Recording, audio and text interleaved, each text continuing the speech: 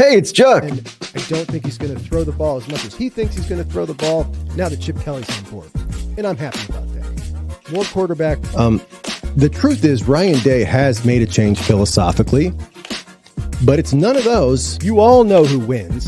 LSU is the drunkest fan base in the country. Good morning, good morning, good morning. We are back for a special edition of the Juck Eye Roast. Fellas, how we doing? Good, man. Living the dream, man. It's crazy seeing all of us on one screen at the same time. It's like, whoa. It's a lot of people here. I'm loving it. Good idea for a Friday, Ron. I got the text from Ron yesterday. I was on the show and I pulled it up. I told everybody what we were going to do today. Why not? It's Friday. We got a big weekend of games. Let's get it. Absolutely. It's your boy Ron James of Best Damn Media. Obviously, you guys know Juck, you know Q, and obviously Pat and Chris. We are here for a special Week 6 panel to discuss college football, Ohio State, everything. I mean, we had such a great time last time we had Juck on the show, so I figured why not reach out and see if we could do this again. Q and I are both off work today and still found a way to be late for the show, but we're here and the show has started. So it's because Q is still asleep. He is sleepwalking already. It just went past 6 a.m. so I don't want to hear it. I called now. He's in go mode now. I called Q yesterday and I said, look, you have an opportunity to sleep in. We're going to do a crossover show with Juck. This feels like Jimmy Neutron and the Fairly Odd Parents, where two universes collide to come together for an episode. But, man, let's just jump right into it. I mean, it is Week 6, and college football is getting started tonight. We talked about it a little bit yesterday about how much I personally love these Friday college football games. I know it takes away from high school football a little bit. I saw them talking in the chat already, talking about the big high school games that they are hitting up this weekend. Juck, you want to talk a little bit about the high school games you guys are going to? Yeah, so Chris and I are going to Walsh Jesuit and in Hoban, and this is a game that's obviously everybody knows the talent at Hoban. Tons of Buckeye prospects. We got Sam Greer, you got Rock Hill, Brayton Feaster, and obviously a Buckeye commit Eli Lee, linebacker for next year. But there's some really good talent at Walsh too that'll be playing at the next level. Milan Paris is an excellent wide receiver who's been rising up the ranks, and this game is going to be a banger, one of the most anticipated in Northeast Ohio of this year. I can't wait, man. I've been pumped for this thing all week. And when we talk about the Friday night college games, and I've talked about this a couple times, I know that, like, I knew I was going to be. I'm someone who loves going to high school games. And I knew that once they started playing good games, good Big Ten games, especially on Friday nights, that I would start sloughing off the high school games to watch the college football, which is something Big Ten has feared for a long time, and they didn't want to do it. And sure enough, this is just the second high school game I've gone to this season. So, you know, I'm back and forth on it. Like, I do love it, just like you said. Like, I love that Oregon's playing tonight. We get to see if Sparty can put up a game after getting beat up by us last week. About that game though, I feel like Sparty's going to be beat up, traveling, not play so hot on a short week, and Oregon's going to be running their mouths because they're going to beat him by a bigger margin than we did. I feel like we're going to deal with that all week. Yeah, conference realignment's so funny because they're gonna have to drive the truck over too. Like, everyone's been talking about the Miami, equipment trucks to drive from like Miami to Cal. But shoot, I mean, the Michigan is that game at Oregon? Yeah, it is. At Eugene. Oregon, they got to drive from Lansing to Eugene. That's quite a hike. I had to do it a little bit earlier because obviously this game's being on Friday. But Juck and I will both go into the Walsh game. I'm excited, man. I love high school football. I love that Keller kid. He's not quite a P5 kid, but I think he's definitely a D2 quarterback, and honestly could land G5 somewhere. And really, someone's gonna be really happy with him. But that's a game that's gonna be I don't know who the favorite is, but this is gonna be a game that should be super, super competitive. You want to let me pull up? Here we go. One of the favorites. Who you rooting for, Juck? I was just about to ask you guys. Do you guys have a prediction or a rooting interest? I know you guys are Akron guys, so is it open all the way? These are actually both of my high school rivals. I went to St. V. There's 3 Catholic schools in the area, and I hate them both. But I have no rooting interest other than I want to see the players play good. I want to see them show out, and I think they will. I just want to see if Keller. I want to see if Keller tests Rock. That's all I want to see. I want to see if Walsh wants to test that corner out there, which honestly you don't see a ton, but like Keller's the kind of personality that's like isn't going to shy away from one side of the field because of that. So Walsh is 12.5-point underdogs tonight. Whoa. I find it insane that they set lines for football, but it shows that they say it just means more in the SEC. When it comes to high school football, it's just a little bit more in Ohio. I know Q will not be watching any college football or high school football this weekend. He's going to be in these streets. But me and Pat will be watching college football. I know you guys will be at high school football. There are 2 college games that I want to talk about real quick. Michigan State takes on Oregon. Syracuse takes on UNLV. Who are you watching? Are you watching the Ops to get a look at Oregon before we take them on, or are you still watching the Fighting Kyle McCords? I don't know about you guys. I still have a rooting interest in Kyle. I've watched dang near every Syracuse game this year. You guys will be at high school football. Pat, what are you going to be watching tonight? I mean, honestly, Chris had me tailing the fucking Syracuse college football playoff future. So I'm going to be watching that to start. I honestly think that's going to be a sick matchup too against UNLV because they're another team that obviously is playoff hopes. So I think I'm going to be more so tuned into that one. But honestly, I kind of want to look at Oregon and see, a little bit of what to expect heading into next week as well. So I'll be flipping back and forth between both of those tonight. Q, when you check the box score in the morning, what are you going to be looking for in that Oregon-Michigan State game after they play? I still want to see if Oregon is finally catching up to what we thought they were going to be. I talked crazy about Dan Lanning early in the season. I'm going to blame this one on Chris as well. I thought they were going to come out and ball, and they came out really slow. So I was like, okay, I might have been wrong. I'll put that one on Chris. But they picked it back up in a recent week. So I'm like, all right, we got a game about 2 weeks here. I want to see if they continue to rev it up and ball out. Chuck, go ahead, Chris. I just want to. I'm shocked that Pat doesn't look like a complete nerd.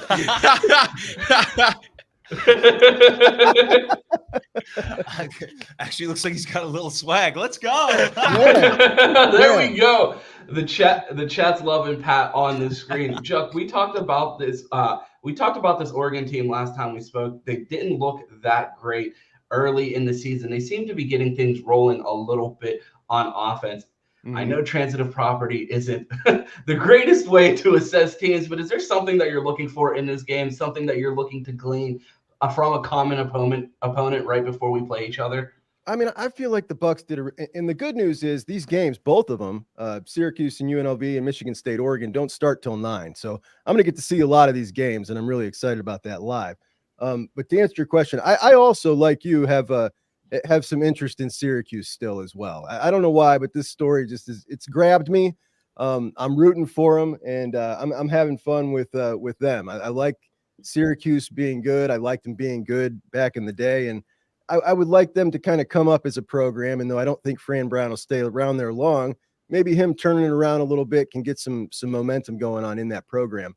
So definitely excited to see that. But as far as Oregon goes, I want to see how this offensive line deals with that Sparty front compared to how the Buckeyes did. And, we've got we came into the season and ranking. I did a show ranking these 2 units, or actually every unit on both teams, Oregon and Ohio State, just kind of head to head. And their offensive line had the clear advantage. They have, obviously 2 really good tackles, and the interior was supposed to be solid. It's not looked solid at all.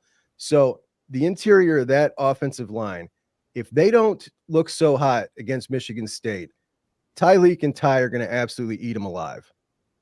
Coming into the Ohio State game, Michigan State was one of the top teams in the country for sack percentage. They did not take Will Howard or Devin Brown down at all in this most recent game. Do you think that that'll be a good assessment of Oregon's offensive line if Michigan State's able to get to the passer after not being able to get to the quarterback against Ohio State this past weekend. I guess I'll toss the question to all of you guys. Would you expect over under 1.5 sacks by Michigan State against this Oregon offensive line? We heard a lot during the offseason about the trenches. That was a phrase that we heard from Oregon fans a lot on Twitter, and they bragged about their trenches. And then they did the Homer Simpson meme where they sink back into the bushes and they're nowhere to be found after week 1 or 2, and no one's talking about Oregon's trenches anymore. So over under 1.5 sacks given up by this Oregon offensive line tonight.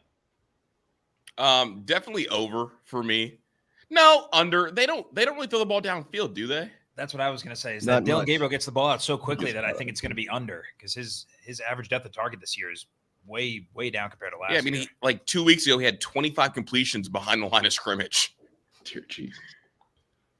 Q, Chuck. Yeah, I'll go under as well. I think he's going to get the ball out quick. I actually have the same thought process as Pat on here. Like these guys with the 3-yard passes, it's I mean 40 of them a game. I just don't see it. They kill a sack game. They kill those numbers. It's going to be kind of skewed, but I'm more interested in their run game. I want to see if they can run on Sparty. It's just the offense does not look like something that I feel like this Buckeye defense is going to have a ton of issues with. I'm feeling so much more confident about that game next week than I was 3 months ago. I mean, just night and day. But like Q, I was so high on Oregon coming into the year. I've been pretty disappointed. I mean, not disappointed in my prediction. I'm happy about it. If I were you, I'd distance myself from Q off season takes. I mean, Mr. Mike Norvell down there, not looking so hot with those preseason takes. Yeah, how are you gonna say talk about it's my fault about Dan Lanning when you said you want Mike Norvell to be the next head coach at Ohio State? That's not what I said. That Like you want Norvell to be the next? He's literally Billy Napier if you take away the Jordan Travis kid. Billy Napier with cornrows. The team, it's not Norvell. You really want G5 Billy over here? That's crazy. You would have DJU as our starting quarterback too, wouldn't you, Q? I heard that he's going to have a 6-year of eligibility, so don't rule it out. Mateo DJ package deal on the table still. You guys discussed depth of target a little bit. It's been a little bit of a concern for Ohio State's defense in these early starts with the short game getting going for these other teams. You've seen people complaining on the timeline about how far the corners are lining up off the line of scrimmage at the beginning of games. With the depth of target for Dylan Gabriel, does that worry you guys going into this Oregon game, the short game, neutralizing our defensive line and our pass rush with getting the ball out quickly and then really attacking these corners and coverage that we've seen willing to give up the short yardage and that bend don't break mentality? Do you think that's going to work against Oregon, or will they need to adjust to stop that? I think 100% they are going to adjust, and I think Noel's kind of alluded to that in the press conference this week. Matchup dependent, and I think for Oregon we're going to see a lot more press, a lot more. You know what? I even think that that might be the day that we see a lot more Arvell for that speed. See a lot more of that. And on Arvell, man, I was really stunned, guys, and I said it earlier in the week. Not a single question about him in the press conference or the situation with the snaps being divvied up there the way they are. Which is that a gag order, Chuck? Is that a? It must be, bro, because I literally listened to it, and this is not just something that guys like us talk about, but I even heard several of those guys that were in that room talk about the same thing all week. Like Arvell needs more snaps. And then they went in there and none of them asked the question. Welcome to the OSU beat. We said every week. I think we talked about with the quarterback battle, and they went in to ask no questions about the quarterback battle. I'm with you. I've hyped Arvell Reese up. My stock has gone through the roof at the start of this season. So if you need some money, just let me know. But definitely, he's got to play more snaps than 19. You know what I'm saying? I got my futures bet hit. I'm like, some people's in here. So we good money right now. Yeah, he's got to play more snaps. Excuse me, if we're going to be talking about off-season stocks hitting, I'm pretty sure you sold all of your Gabe Powers stock, and if I'm looking at the stats here, Gabe Powers more interceptions than Arvell Reese. I'm just saying that wasn't the greatest financial decision to sell all of your Gabe Powers stock. I'm just saying, it looked like it paid off, man. It's like, NVIDIA for Hershey, bro. Just level out here. Before we do a full deep dive on Ohio State, I do want to talk about one more thing with the Friday night slate. UNLV 4-0. We talked about the 2 games being played tonight, and we didn't talk about a potential playoff team. We see one of the weirder cases in college football, probably one of the weirder NIL situations that we've ever seen in college football. They end up starting their backup and getting the win. They've moved to 4-0.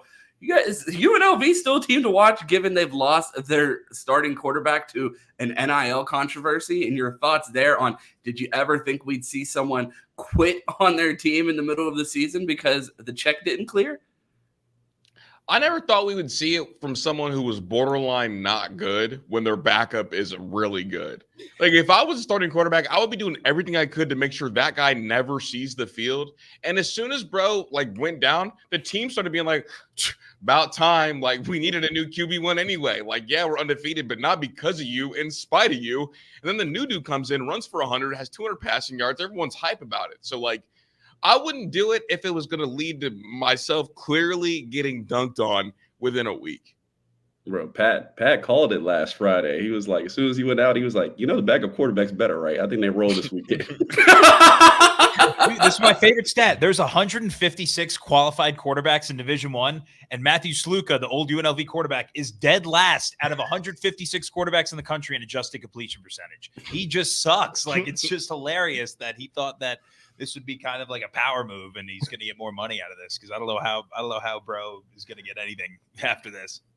That is an excellent stat, and we hear the wide receiver 1 was already popping off. He had an amazing game, his first game with the new kid who's got 3 names. Chris, what's his name? The kid with 3 names? The new UNLV quarterback. Sam Williams Dixon. No, it is. I don't know the first name, but it's something Williams, right? Like Max Williams? No, it's like Haj Succums. Yeah, but is it Williams in there? I don't know, bro. The point This is the new UNLV quarterback? Yeah. It's Black History Year. I'm supposed to know it. Yeah, it's serious. It's Black History Decade. You can't see this guy's name is Haj something. And it's Haj Malik Williams. Yeah, Haj Malik Williams. There we go. Haj Malik Williams. And the hyphenated first name, that's a new one there. That's really just Mike Jones. That's Blueface. But as far as UNLV goes, guys, UNLV was really solid last year. So, this is not just a flash in the pan. And I gotta make an admission now. So, I have been bagging on the 12-team playoff for as long as it's been announced. And what I never liked about it is, yes, you have games that are more meaningful on the back end, but the games are less meaningful during the regular season for the teams on the front end, the ones that we actually care about. And I thought that this was going to take away some of my enjoyment during the college football season. And through 5 weeks, I'm ready to say I was wrong. I love Indiana and UNLV and talking about this. And it's added a whole new dimension of excitement and things to talk about and storylines that I just didn't anticipate caring about, but I do. So I was wrong. Mea culpa. There it is. Because more teams get in, there's more meaningful games. Like, yeah, like the guys at the top, like the Bamas, the Georgias, the Ohio States, like every game's not as important. But for like Indiana and them, everything's still a playoff game. It's like, yeah, like we can afford to lose to maybe Ohio State, but we got to win everywhere else. And so it provides urgency and more interest. Because, like, let's face it, if this wasn't a 12-team playoff, we would not care about Syracuse's record. We care about Kyle McCord and his stats. Exactly. That's it. Because of the 12-team playoff, we're like, shoot, dog, with that schedule, they could actually make the playoffs. It's crazy. It's and fun. That makes them more interesting. It is. It's a lot of fun. I didn't think I would care. I didn't think it would be fun because the truth is we all know, make the playoffs or not, none of these people are doing anything in the playoffs, right? Right. And I thought that's the reason why I wouldn't care, but I do. It just adds a whole nother layer of things to be excited about and fun to the college football slate, right? And that's what I look forward to is the slate of games on Saturday, and it adds interest to so many more new games. You mentioned that a lot of these teams are going to get in and they're not going to make any noise in the playoffs. They're likely just going to get bounced. But I feel like we're sleeping on an element of this season that the 12-team playoff can add is we've been talking about the bowl games being dead for years. If one of these, Syracuse, a UNLV, comes into the playoffs and is able to knock off someone in that first round, one of the top 4 seeds might not lose because obviously they're on a bye. But that first week, that win in a playoff and the delusional hype, we just got to win 2 more games and we're there, is going to change the the postseason for an entire fan base because they're all going to start to believe. So I feel like the death of college football has been vastly overstated between the 12-team playoff and NIL. I think NIL, while people complain about how much it's changed the sport, I think it's changed it for the better, because you talk about the 12-team playoff making us discuss the Syracuse record. It's the reason why we're watching Colorado, because we have Shedeur Sanders and Travis Hunter out there. It's the reason why we're watching Dylan Raiola at Nebraska. The talent distribution all over the nation has made the college football viewing experience on a Saturday that much more special. Your guys' thoughts there on not only the college football playoff, but NIL adding talent and dispersing talent around the country, making a lot more games more exciting to watch. I think the balance of talent definitely is showing itself. We talk about the Heisman race every week, and if you look at it, it's absolutely insane right now. You got a couple freshmen, Travis Hunter. I mean, it's going so well. Shedeur is not even in there right now, despite balling out. And you got me catching Boise games on a Friday night, which you look like you watch Boise. Lies. You asked me preseason, I'd be like, man, I'm checking the box score. I'm in here tuned in. Like, when Genty playing, let's roll. So most definitely, I think it's made it more exciting, and to just filling out. We talk about bracketology, filling out your playoff bracket, like, who's going to win? Where's the pole position in the ACC, which no one would care about, prior to this season. I think a lot of things have helped college football become more exciting this season. As a whole, Q's a Kansas State fan, just so y'all know. Hey, I got in the back. I got a pair of Will Howard's Kansas State pants right over here on the wall. That's awesome. Right on screen, I have a pair of Terrell Pryor gold pants. eBay. Gotta steal. But I do want to talk about the Buckeyes. I mean, it feels like the first 3 weeks we had an Amber Alert out for the tight end position. I didn't even know if we still had those on the team. You see G. Scott start to get going a little bit. You see Jelani out there, but he's there, but it's not happening. Juck, what happened to the tight end position at Ohio State? They told us with Jeremy Ruckert that we were going to break records. We didn't. Converted Cade Stover to tight end, broke all those records we said we were going to break with Jeremy Ruckert, and now nowhere to be found after I feel like we anointed Keenan Bailey the next coming as far as recruiting experts and coaches on this staff, and it feels like the tight end position has been MIA all season. Yeah, I mean, props to Keenan for Nate Roberts and Brody Lennon. I think these dudes are a couple of studs that are coming in, but right now we are dealing with, outside of Jelani, a serious lack of talent that just doesn't match up with the rest of the team. And, these guys are what they are. They're trying their best. I think they're all really fully engaged and really good guys. It's just not there, man. And when you look at last week, I don't know what happened. It had to have been something in practice, but Jelani's snaps got cut in half after playing a good game at Marshall to Michigan State. And those snaps all went to G, who went up from 20 to like 32, 34. And, to be honest, G caught a couple short balls and caught a touchdown. Good for him. That was clutch. But overall, the blocking is still really subpar. I think Zach said yesterday from a PFF stat, 60th out of 64 Big Ten tight ends in pass blocking. And you see it on the film. He just bounces off guys. It's just, he's not heavy enough. He's not big enough. He tries his best. It's an issue. And I wanted to see an accelerated track for Jelani's development. I thought we were seeing that. Something happened, man. Something had to have happened. But I found it really ironic that in a game they finally decided to throw to the tight ends, it was G and not Jelani. I'm like, what is going on here, man? Don't forget, we schemed up a play for Bennett Christian where he fell. He fell. so now, like this year, we've seen plays schemed up for Bennett Christian, Will Kazmarek, and G. Scott, and 0 schemed up for Jelani Thurman. That's correct. It's frustrating, man. It's probably, it's more frustrating to me than linebacker, because I think the linebackers have the talent and they're going to come around. And that's just going to be an issue of them deciding, changing a couple of things around as to who's playing. But But tight end, the lack of development from Jelani. Actually, I think he's developing faster than maybe some anticipated. But I don't know what's happening that dropped his snaps. Something happened, like clearly. Q?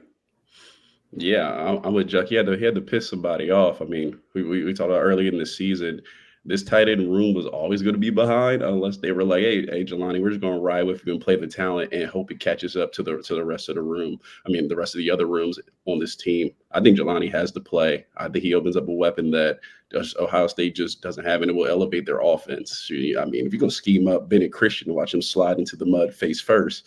He fell on his butt, but I get the sentiment. Let my man get some spin, man. What are you talking about? Let him get some spin. I see Emily said in the chat, Thurman had a drop. There was a play to him in the middle of the field. So one play. Pat, your thoughts on the tight ends? I keep hoping that maybe this is Ryan Day doing a little like gamesmanship and not unleashing Jelani until like the Oregon game. But we're getting to the point where it's going backwards. So I'm starting to lose faith in that hope. I think maybe this week, if we start to see a little more Jelani Thurman, then maybe that would be the case. And maybe this is all just a slow build to not put a whole lot on film for Oregon. But I don't know. As of now, I just think that we won't be seeing much of him anytime soon. You calling a tight end game like the random tight end game in 2020 Clemson? It's like we hadn't thrown to the tight ends all year, and then randomly, they have like 3 touchdowns against Clemson from Justin Fields. The Buckeyes clearly had concerns at the tight end position. They go out and pursue a guy like Will Kazmarek out of the University of Ohio. There's another tight end in the state of Ohio balling out at another university, Cincinnati. Why don't you? They have an elite tight end one. Why don't you think the Buckeyes didn't go after that guy in the transfer portal? What's his name? Can you guys help me out?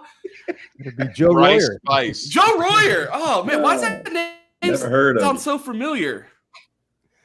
You know, the funny thing is he's not the only one. The guy going absolutely crazy at Cincinnati. Former Buckeye tight end Joe Royer. It seems like he would be the best tight end in the Ohio State tight end room right now, and he's balling out at not the Ohio State University, a Ohio State University. Like, what's going on here, and how much regret do you think that they're having that he is not on this roster anymore?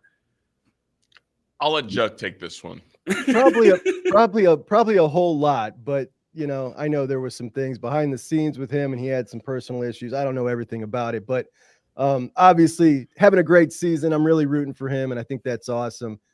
Not the only tight end in Ohio at an Ohio State University. The kid from Bowling Green is fantastic, and he would absolutely be starting for Ohio State right now as well. And that's even more frustrating to me, I think. How did we get the wrong MAC tight end? There must have just been so many Ohio State caliber tight ends in the MAC. They didn't know which one to choose, so they just put names in the hat and said Kazmarek. It's actually crazy. Two of the three leading tight ends or leading receivers at tight end this year are MAC tight ends. The kid Fannin from Bowling Green is one, and Tanner Koziel from Ball State is number 2. How did we get stuck with the worst one? Q, have you been watching much MAC tight end play? And what are your thoughts here on Ohio State's missing the transfer portal? I didn't know I was a MAC tight end expert. No, I have been keeping tabs on Joe Royer, and I don't know who. I don't think they have no regret because somebody looked at the film, saw Joe Royer in practice, and was like, "This Ohio kid is better." So I don't think they have any regrets at all. I think all of us looking at the game are just like, "What?" per usual. So then they're like, "Oh, we'll be all right." Juck brought up the probably most discussed position at Ohio State this year, and I think it's probably a good thing, being that a lot of questions coming into the season, a new offensive coordinator, a new quarterback, you're adding another name to this running back room. But the linebackers seem to be the topic of conversation for everyone around the Buckeyes currently, and I don't think many people anticipated that to be the biggest topic of discussion, especially with Cody Simon returning healthy. Sonny Styles, the next coming of James Laurinaitis, allegedly before the season. Your guys' thoughts on the cornerback or the linebacker play? I saw a clip the other day about Sonny leading the team in tackles, but still being one of the lowest graded PFF players. What's happening at the linebacker position? I think they're hopeful that Sonny's going to figure it out because he's like athletically gifted, probably the best athlete of the group. But right now, the best linebacker is Arvell Reese. The second best linebacker is Cody Simon. And the best pairing is Arvell and Cody together, probably. But I think that they feel like projecting against like some of the better teams, they're going to need Sonny Styles and kind of the versatility and maybe at times play three linebackers. But I can just feel like they're just trying to force Sonny to be ready and letting Sonny make a lot of the mistakes, even though there's talent behind him, the same way that Time Eckenberg once went 60 snaps with 0 tackles. So over the course of 2 games. Yeah, I'm hopeful that Sonny figures it out. But right now, like Arvell's the better player. What about you, Chuck? I have an extreme philosophical difference with the way they're going about this. And Chris is spot on. That's what's going on. I just think that you have a guy, which by the way, Chris talks about Sonny's versatility. He's been horrible in the run game and horrible in the pass game. Like, honestly. I'm glad Chuck said it. Arvell's versatility is better. And I don't think he is really but a tick. We talk about athleticism. Arvell puts it on display. If we're talking about testing numbers, sure, Sonny's a great athlete. Arvell puts it on display. You can see the athleticism from him. Sonny, I've heard from, even people who don't really follow the Buckeyes closely. Like, I thought this guy was supposed to be a great athlete. That's what they're saying to me when they watch him play, because he doesn't put it on display, much like CJ Hicks in a lot of areas as well. These guys are great gym rats, right? They look awesome in the testing numbers. You don't really see it much on the field. And they are trying to force Sonny to keep going, keep getting it. And they're asking him to do a lot. And ultimately, I think he will. But you're trying to develop Sonny. You got another guy here that also needs the development and is playing better. Now, granted, they haven't needed that excellent play so far. So I'm curious to see how they play it against Oregon. Are we going to see maybe, okay, now it's time to get the best pairing out there a little more? And maybe they know Arvell's further along, so they're feeding Sonny to. Obviously, we know in the press conference that they're trying to keep his confidence up. They both praised his effort.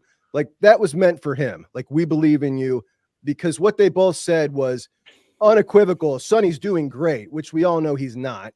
Are you surprised by that approach? It feels like almost the coaching staff are fighting each other to dive on the sword for Sonny Styles, where they were blocking people on the timeline last year for asking or criticizing any other players. Like, it just seemed odd that they were so willing to tell you that CJ Hicks wasn't willing to play, that they were telling their buddies to go on the timeline and argue with people about it. But now it's like they can't dive on the sword fast enough to defend this kid. Do you find it an odd, I guess, switch up that they're willing to do this for Sonny, who is putting on film bad tape, versus a guy that we weren't seeing get on the field, and they were so willing to tell everyone he wasn't ready to play? I think Chris described it beautifully on our Monday show when he said it's the favorite son. You know what I mean? And Jim kind of alluded to it when he talked about, we got, he's a good kid and we got good kids, and they listen to what they're told. And he's great. Sonny's awesome in every way. And when you're a coach and you got a guy like that who wins the Iron Buckeye, does everything you tell him, switches positions when you ask him, with a positive attitude, like, you want to do everything you can to pump him up. And I just feel like it's more of a case of that. He's a perfect player for them. You know what I mean? And being someone who's managed a lot of people, when you got someone like that, you just tend to favor him a little bit. And I think that's what's going on here. I mean, we've had a perfect player before. His name was Tanner McAllister, and Sonny Styles took his job. Okay. So that might be if you want to be the favorite of Ohio State, like, if you switch Now look, we've done this year in, year out, where we compare these other young players, and Sonny is still young, across the country, and say they let the coaching staff ride through his mistakes, and he got better later in the season. I don't think, and we complain about Ohio State not doing that and not playing young players for a while. Just because now it's Sonny Styles and CJ Hicks, I don't think we need to turn the leaf and be like, yeah, don't play them at all or limit their snaps. No. Let them ride. That's not what anyone. That is not what anyone is saying. No, I'm not saying y'all in particular, but the fan base is like, I never want to see this guy again. Lock him up, put him away, and it's like, fan base be bugging. You're right. Q. It's like, bro, let him play this mistake. We ain't nobody worried about Chuck's about to mistakes. fry you, Q. Watch out. Q. Get the frying pan out. Q. CJ and Sonny, bro. Newsflash. They ain't young players anymore, bro. Whose fault is that? They're in their 3rd year, bro. These guys aren't young dudes anymore. But Chuck, whose fault is that for not seeing players until playing young players this like season? that's like Jelani. Q's talking like this is Ryan Williams at linebacker. You know what I'm saying? Did you know he was I was using 17? that as an example because we wouldn't see them play any snaps. Now they're starting level players according to Ohio State, and now they play 2 snaps, and we're like, nah, take them out. So I'm No, going to it's a pitch this fair to point, all of but- you guys real quick with the young guys argument. Do you feel like the early arrival to Ohio State kind of skewed people's perception and expectations and changed the trajectory of where he should have been playing? If he's in Ohio, if he's not playing nickel safety for Ohio State against Georgia in the playoff, he's at Pickerington, probably the biggest kid on the field, still pretending to play strong safety. Like if he stays there and is already playing linebacker, he's probably on the body trajectory to be playing edge at this point, but they rushed him into college so fast to let this guy who, I'll tell you right now, even if he was still playing safety, would not start at safety on this team because he doesn't have the coverage skills that either one of these guys that already play safety. So we spent a year of this guy playing out of position. He's now playing linebacker, and we're talking about this 3rd-year player as a young guy because he's been moving all around the field. If he would have been in high school playing linebacker or didn't come a year early, or if they didn't rush him on the field and spend a year having him play safety, is he more ready to play linebacker? I toss that question to all of you. Is he still out of position? Yes. Listen, I think that's a great point that you bring up. It was to his detriment to come in early because you didn't get a beat on what this guy was going to fully develop and to be physically into. He's a monster. You know, we did this earlier on when we saw the picture from Family Day. He's as big as Jack. You know what I mean? And we've talked forever about, and honestly, I hate this thing. Like, okay, you're not good enough at linebacker. We did it with CJ. Well, let's throw him at edge. You know, like, okay, you're a freak athlete. You're not good enough at linebacker with Sonny. Let's throw him at edge. But it's just the truth. These dudes would both be better at edge. But Sonny in particular, he's just a monster, right? Physically, he's a beast of a human being. And if he was trying to bulk up, could easily get to 275 in an offseason and just be a total tank. And with that athleticism and that length, he would be a tremendous edge. And not coming in a year early, maybe you didn't see that totally, or maybe you rushed him on the field. I just think it was to his detriment. But I think it's a great point that you bring up. But a guy who is literally gone from safety to linebacker to, I think we all believe when he hits the next level, will probably work his way down closer to the line of scrimmage. It's pretty fun to watch the evolution. And I'm a huge fan of Sonny Styles. I hate to come off like I'm bashing him. I'm not. I do believe in him, the player. A lot of this is coaching and circumstance. And one of those circumstances is coming in a year early was not helpful for him. Q? Yeah, I mean, I would agree with Juck. I'm sure that messed up his trajectory a little bit, and I always figured he was going to play closer to the line of scrimmage. I mean, we'll just have to see the plan and how it works out. I mean, you said these coaches pick the best talent, they know the best. Well, you got these 2 freak shows out here, and Sonny Styles is one of them. You show me you know how to develop them and put them at the right position, and we will see if the experiment works or if it doesn't. But the closer to the line of scrimmage, I think he is, the better I think he'll be. Pat, what position should Sonny Styles be playing?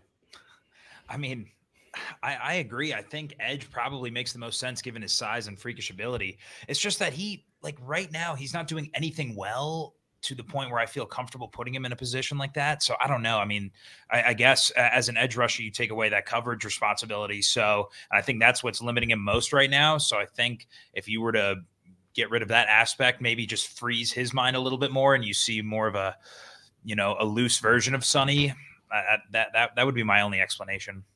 Chris? Did Sam Hubbard play linebacker and safety at Moeller?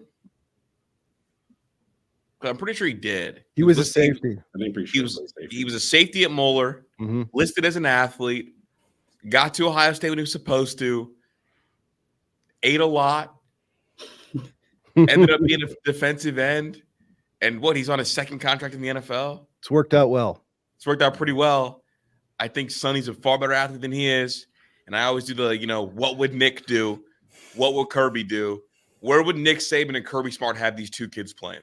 Well, that doesn't apply at Ohio State because you're right. Because when you get to Ohio State as a scholarship football player, they hand you a paper that says, follow your dreams and tell me, the coach that makes $8 million a year, what position you would like to play. Right. Because it's the only team that competes for national championships where they sit down and hold players' hands and say, well, what do you want to be when you grow up? Like, LSU just told a kid, oh, you want to be a running back? Get the fuck out of here. You're a cornerback. And if you don't want to play cornerback, leave. Like, I'm not saying to tell kids to leave. I'm tell kids to play the position that you need them to play to win a national championship. Yeah. And if you're a kid thinking about reclassifying, I'm telling you one place that I'm not going, Ohio State. How'd that work for Quinn Ewers? How did that work for Sonny Styles? And then you see Ryan Williams out there pulling his phone out and doing TikToks in the middle of plays because it's so easy for him at 17 years old. Like, if I'm a kid thinking about reclassifying, I'm telling you one place I'm not doing it at, Ohio State. I do have a question. Do you think Ryan Williams would have played at Ohio State this year? Absolutely not. And we just heard them talk the other day about Jeremiah Smith. If he wasn't as physically gifted as he is as far as his physical build, would not be on the field either. If he wasn't probably one of the more physically imposing wide receivers on this team, they would have found a way to put someone else on the field. Because you watch Julian Fleming play over Carnell Tate last year, and Liam Clifford gets more snaps than Julian Fleming now. Why? Because Julian Fleming was more physically opposing and looked better missing blocks in the run game. Look at this big guy missing blocks opposed to the small guy out there not blocking. Bro, somebody called Ryan Williams just Mylan Graham with veneers, and I was that messed me up. Q, would Ryan Williams play at Ohio State right now?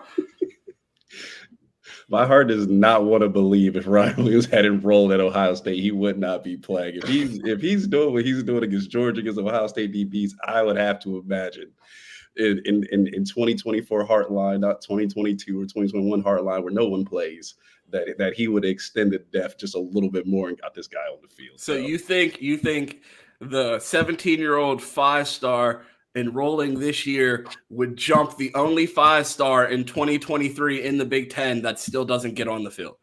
Ron, I'm very comfortable putting this lie on record. Yes. Yes. I very much think Ryan Williams would be featured as Ohio State offense. Don't hate me. Juck, would Ryan Williams be playing here at Ohio State? I don't believe so. No. Unequivocally, no. We have the do-rag version of him already on campus. Who? Mylan Graham.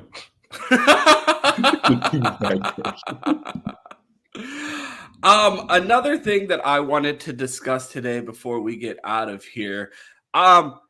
Juck, you made this point to me in our text conversation about the national media falling out of love with Ohio State. It was scaring all Ohio State fans of all of this hype around Ohio State. It's going to be a curse. Everyone's picking us to win. Chris and I talked about this during the bye week. And what did I say about why I hated the week 3 bye week? Everybody's going to start hating on Ohio State because they have 1 week off. There's so little to talk about, and they're going to fall in love with a new team in that 1 week when Ohio State is playing. I think that solely answers your question of how did everyone fall out of love with Ohio State? They picked new teams during week 3 when Ohio State had a bye week, and they haven't played anyone sexy. We've had all of these. We've had Georgia, Alabama. We've had these sexy games on the schedule before Ohio State has had an opportunity to really show themselves. I feel like they fell out of everyone's conscience when they went on the bye week. Your guys' thoughts there? I think that combined with having the 3 cream puffs made it made it 4 weeks of nothing, which again, even made the schedule that everybody's ragging on, it made it seem more exaggerated than it really was because you added in that whole extra week of, wow, Ohio State still hasn't played anybody. But no, yeah, it's just all off season. All we heard was about the super team that Ohio State bought, the payroll, all the army of transfers that they brought in, which 94 teams out of 134 have brought in more transfers than Ohio State. And it just totally inaccurate, but the betting favorites, not too just recently, the betting favorites to win it all. And I hear everybody talk about them like they're a tier down from Bama, Georgia, Texas. And I shouldn't care. I probably don't care. I do. It bothers me, man. I don't get it. It's so hypocritical. You know what I mean? Like, you want to crap on them and call them out and say that they've done something wrong by how they've constructed the team, or at least insinuate it. The national media did it the whole offseason. And obviously we've felt the brunt of it from opposing fan bases. But now you pretend like you just forget about them. And it bothers me, but we'll see what happens in a couple of weeks. I think it'll all work itself out just fine. I see someone in the chat saying that they have bad news, that people are still going to say Ohio State hasn't played anyone. You mentioned that people talk about this cupcake schedule. Chris and I have discussed this before. The Buckeyes were supposed to play Washington instead of Western Michigan, and Washington not looking so hot. But at the time of that game being scheduled, Kalen DeBoer was still the coach there. So, I mean, this idea that Ohio State is just scheduling cupcakes and not playing anyone purposefully. Oh, well, ask Michigan if they care about their strength of schedule last year. I mean, they cheated through a cupcake schedule, and I don't think any of them are giving back their national championship yet. All it is bias against the Big Ten and the top dog in the Big Ten. And that's what it comes down to, because the SEC had some tough matchups early in the year with each other, and there's this extreme SEC bias. The biggest thing to point at is, oh well, Ohio State hasn't played anybody. But if you ask anybody, the Big Ten's a really deep conference, and who's everybody's top team in the Big Ten still? If I went around this table, or any round table that talked Big Ten football and said, power rank your Big Ten teams, everybody would have Ohio State 1. So it's yeah, okay, cool, they haven't played anybody, but really this is just your overall bias against the Big Ten so far. And also, we see it every year with the SEC with teams like Alabama and, everyone else playing the Citadel. Yeah, and, Mercyhurst right before their big rivalry games. All they do is just they start their conference play a week earlier. Shout out to Yeah. They start their conference play a week earlier to get this narrative and get these takes off, because then they throw in that game right before the rivalry week in SEC football. So that's really what it is. And it's a great strategy. It's worked out fantastic. Yeah, it has. It's definitely worked out. They're still corny for using that against us, though. Mm-hmm. For sure. Think about it. If we moved Western Michigan to the week before Michigan and played Indiana a week earlier, nobody would be saying, "Oh, cupcake." Well, they would, because they would be like, "Oh, well, Indiana's not anybody." Because again, it's just more bias against the Big Ten, even though they're a top 5 Big Ten team. And I'd pick them to beat Missouri right now. And the SEC loves to tell us about how Missouri would win the Big Ten. So no chance. No chance. Yeah, I know. It's just I was going to say we know ball knowers. I was going to say we took Washington off the schedule, and they're favorites against Michigan this weekend, so they must be doing something right. Favorites against Michigan. Can we talk about that real quickly? I don't have anything to say. I need you guys to explain it to me. How's the number 10 team an underdog to an unranked team? Make it make sense. Someone help me. I'll sit back on this one. I gotta go to Pat. Pat, let me know what's going on. Because Vegas knows more about Michigan than the preseason poll. The only reason Michigan is ranked 10th is because in the preseason poll, that's where they were, because of the defending national champs, because you're taking last year's results into account for this year, which is why the preseason polls are stupid, and they create these unnecessary biases early on in the season, when we've seen Michigan play 4 games now, and they haven't, aside from the USC game, they haven't covered in any other game. So it's what we're seeing on the field is not indicative of a number 10 team, a number 10 ranked team. I think Washington wins convincingly. Convincingly? Oh. Michigan almost blew a 21-point lead to Minnesota at home. And the only reason they were gifted that lead was because Minnesota had a blocked punt and a turnover that set up Michigan inside the 20-yard line. And that's how 14 of their points came, was drives that starting inside the red zone already for Michigan because of turnovers. Pat, we still have a show to finish, and I can't take my hat off. It's getting too hot in here. You're going to need to calm down if I'm going to be able to finish the show, or I'm going to have to drop. Chuck, what are your thoughts there? He said they're going to win convincingly. So that's not the way I see this game going down. But to your point, Ron, or your question, when you look at power rankings, which is how Vegas sets lines, I saw one recently. Michigan wasn't even in the top 25 in the power rankings, which is just mind-boggling to me. It's just hard to, as much as I saw, and I think we all saw, just logically how far they would fall back this year, losing all the production, losing the staff, and as much as they told us it was just going to keep on rolling, I didn't quite see it getting this bad. It's bad. I think they're going to lose tonight or tomorrow night, but I don't think it's going to be convincing. And the reason is, like, if these two were on a neutral field, I think I'd pick Michigan. Washington is a tough place to travel and play. It always has been. It's a great venue. Those fans are going to be fired up. I mean, absolutely going bananas to have the rematch. Jed Fish is doing pretty well so far up there with a team that lost.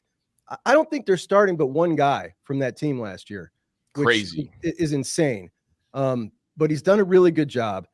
And they got a quarterback who can play a little ball. So I do think that they're going to pull it out. And I hope so. We talked about Ohio State falling out of the grace of the national media. And another reason that I think may be contributing to this is this team isn't sexy. Like, we don't have a Heisman candidate on this team. The biggest superstar on offense is a freshman wide receiver who is battling for the attention of the national media with another freshman wide receiver at a national power. We get in a superstar like Caleb Downs, and he's playing on one of the top defenses in the country, but he's not just shining because there's tons of talent on that defense making plays, playing as a unit. You see Keon stats down at Alabama, 2 interceptions already, 9 tackles. Caleb Downs' stats don't look like that at Ohio State. Quinshon Judkins, one of the best running backs in the SEC, coming in, splitting carries with Travion Henderson. Will Howard, playing great, but not at a Heisman caliber, being trumped by Jalen Milroe, the Shedeur Sanders, all of these different names within the sport. Emeka Egbuka on pace to break the all-time receiving record at Ohio State, and he's not even the best receiver on Ohio State's team this year. Is this team just kind of so talented that they're kind of taking away from each other's star power and almost playing as a team? It seems like there are no superstars on this team, and the superstar is the Block O. What's that? The Incredibles movie? The little evil kid says, if everyone has superpowers, no one does. Like, if everybody's special, no one's special. He's the movie guy. Did he get the line right? Yeah, I don't know. It's something like that. Y'all know what I'm talking about, though, right? Absolutely, and it's a great line. Even if you just made that up, we're going to start putting T-shirts out that say that phrase and Chris Drew.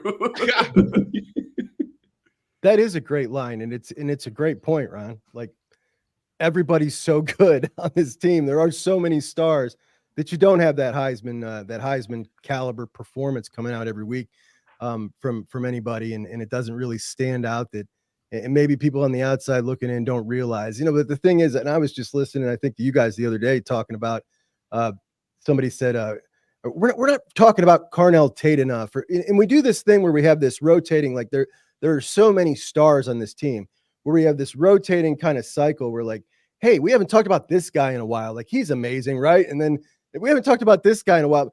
There's so many guys that are just amazing football players on this team. It's hard to keep up with them all, or give them all the appropriate amount of shine.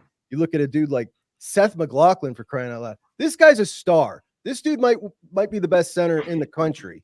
It just goes on and on and on. But you're right. There is no one dude that really shines outside of everybody else, aside from JJ. And that's because he's a freshman right now. If he wasn't a freshman, he'd be getting, a ton of love, but it wouldn't be quite so crazy at this point so far in the season. But no, I'm with you. I do think that probably attributes to some of it. We don't have anybody, that's really a legit Heisman contender. And, the national media likes the stories. So we'll see, though. We got this stretch of 4 games, and I still think once we get through this, if we get through it unscathed, there'll be a lot of criticisms, no doubt. That's the way it goes, but such is life as a Buckeye fan.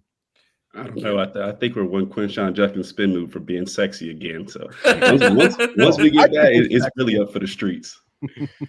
But I also kind of love it how it's playing out this way, because preseason, all the talk was that this is the best team ever assembled in college football and so on and so forth. And now that we're actually in the season, we've kind of like fallen behind in like the shadows a little bit because all the talk is about the studs at Bama. And we've kind of forgotten about, like you said, we have all these superpowers here, but no one's really popping off to the point of gaining national media attention, which makes me feel better about this team moving forward because there's not that crazy hype surrounding one individual. And it's so rare that we see, a Heisman winner actually win a national championship. What was Joe Burrow? Or no, Devontae Smith was probably the last one, and Joe Burrow. But besides that, it's like historically, it takes a team to win an Natty, not a Heisman frontrunner. So I kind of love the fact that it's, the star power is divvied up around the whole team rather than just one individual. You hit the nail on the head there. They're not asking anyone on the team to be the Heisman. I mean, you think about if Kyle McCord was still here, his stats wouldn't look like the way they look at Syracuse because he doesn't need to be Kyle McCord at Syracuse. He would have needed to be a guy that protected the ball and got the ball to Jeremiah when he was open and handed the ball off when he needed to. For the most part, they wouldn't have asked him to be a Heisman contender. But with Syracuse, Kyle McCord has to be the hero. He's one of very few 5-stars on that team when Ohio State has 5 stars on the bench when the majority of our shows are, why isn't this 5-star playing behind this other 5-star or this great 4-star? Where Syracuse, I mean, they're still recovering from their hangover from celebrating the fact that they got a 5-star quarterback. So it is a little bit of a different ask for what these players are being asked to do at Ohio State. And I think it speaks to the culture here at Ohio State that guys know that they're coming here not to win individual awards. They're here to win a national championship and to compete for one. The line is, when everyone's super, no one will be. There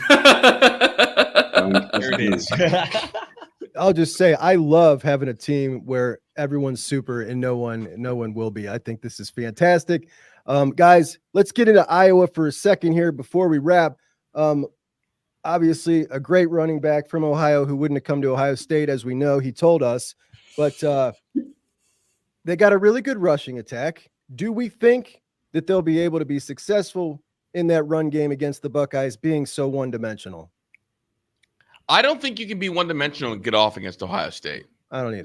That's just my personal opinion. I think that's always kind of been been one of the things that Ohio State's been good at for a long time. I mean, even it reminds me like when Melvin Gordon, like when that Wisconsin team was so one-dimensional, and I know different staff, entirely different team, got completely shut down. It's like, okay, like I don't think you can be one-dimensional and get it going.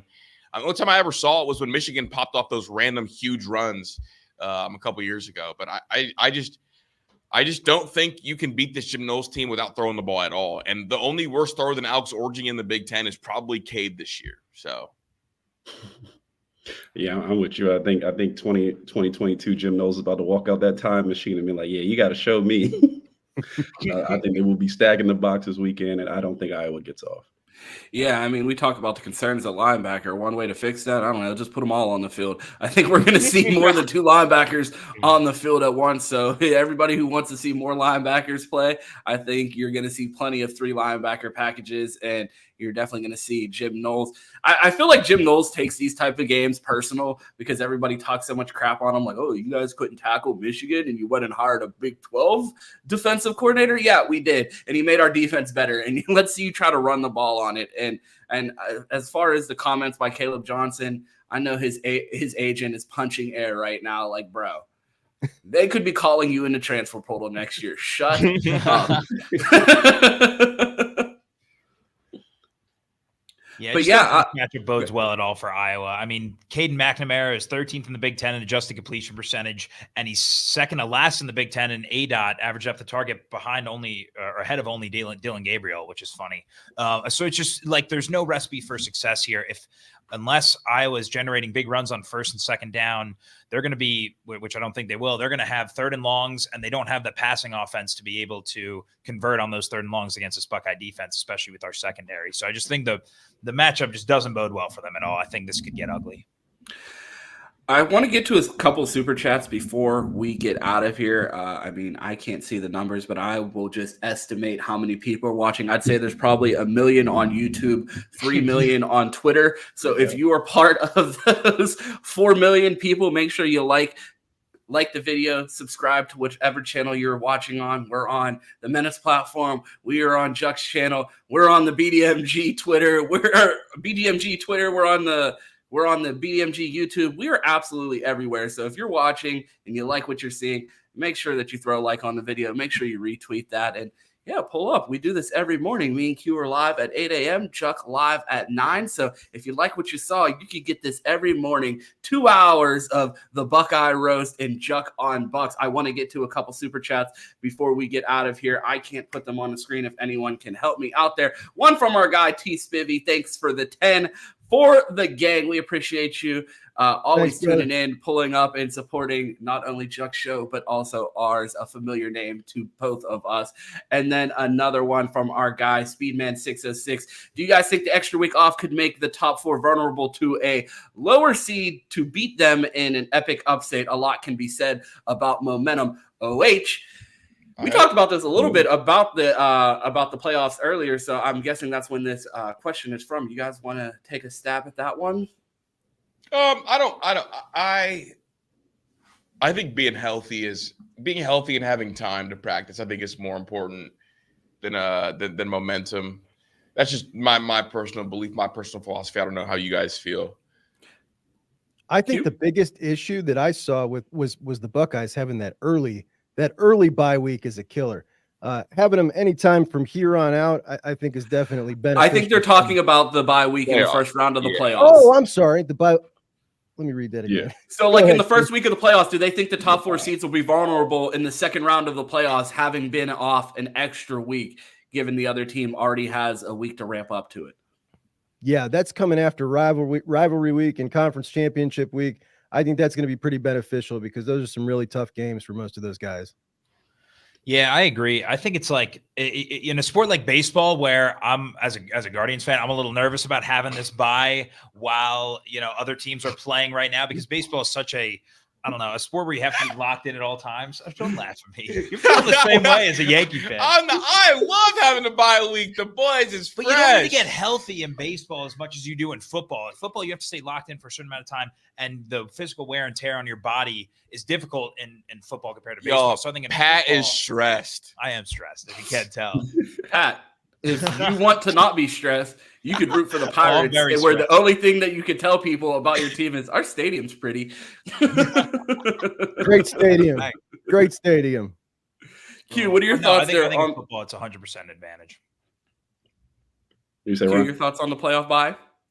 I don't think it's a major concern if the talent level really isn't close. If it's Alabama, I don't think it matters who they come into week 2. If it's Miami and UNLV rolls in, sound the alarm. You might be in trouble. So I think if the talent level is a little closer and the team gets momentum, yeah, you may have some worry. But I think if you're Ohio State, Texas, Alabama, and those, you'll be fine going into week 2. Yeah. Yeah, I think the bye will benefit those top teams, and I think those early games are going to bring back some juice to the bowl game and that time of year. A lot of people complained about the baseball adding the wild card, and those games are electric almost every year. So I feel like you're going to have that type of vibe with these early playoff games, given there are a bunch of teams with outside chances to win the national championship. I don't know how often. I mean, maybe outside of Georgia last year, you look outside of the top 4 teams and said, man, UCF in 2018, man, that team could have won a national championship if they got in the playoffs. So I don't think anyone's going to be like, oh, man, this team's really going to be able to do it. But I do think it's going to bring some juice back to the sport. Man, this was awesome having all you guys on here, being able to share the platform with Juck and be able to do this crossover episode. Like I said, this feels like the old cartoon episods when my 2 favorite cartoons intersected universes. You talking about Tate from Cultural Headlines? It feels like we can. It feels like we're bringing the best of both worlds together. Both morning shows coming together for this this show. So it was super awesome to do, fellas. That's all I have. Is there anything you want to get to before we get out of here? I just want to say, if you guys like this, let us know. Maybe we'll do it again next week to talk about the Oregon game. We got a big week, a ton of talk with the Buckeyes and the Ducks for next week. It's going to be coverage wall to wall all week about that game all over the country. And we will definitely do this again if you guys like it. Let us know. Absolutely. Yeah. So let us know in the chat if you guys want to see this again. And then if it's terrible, keep that to yourself. But that's all I have, fellas. Q, let the people know where they can find you. Yeah, man, I'm not hard to find. City Boy Quentin on Twitter every day, every morning at 5 a.m. for some, 8 a.m. for others on the Buckeye Roast every weekday. Me and my guy Rob be in here. That's where you can find me. Pat, Chris? Come on, dude. Come on, dude. Yeah, I have Chris's phone number. You can find him at 571. I know it's at least 303. 330. Oh, 330. 428, whatever he Get a said. pit bulls on the phone. 330. That's 305. I know that one. Yeah. Juck? You can find me at Wyoga Lake Road, Walsh Jesuit High School tonight at 7:30. Walsh Hoban, Juck on Bucks every morning at 9:30 on the Juck on Bucks or Menace platform. You guys are great. Thanks so much for joining us. Ronnie? If you want to find me, you can find me on Twitter at 2Ts. That's 2_TES. You can find me weekdays with Q for the Buckeye Roast at 8 a.m. Monday through Friday. You can catch me pregame on the Menace to Sports platform with Chris Drew for the Best Damn College pregame show. Post games with with Juck on the Juck on Bucks post game show, and then Sunday for Buckeye BS, the flagship. I'm about to say also, if you're in the chat, drop your at so y'all can find each other. Yeah. Yeah. Q finally got a good idea. Look at that. All right, do the thing. Do the OH thing. Oh, yeah. And you know how this ends. Go Bucks and OH. I Ayo.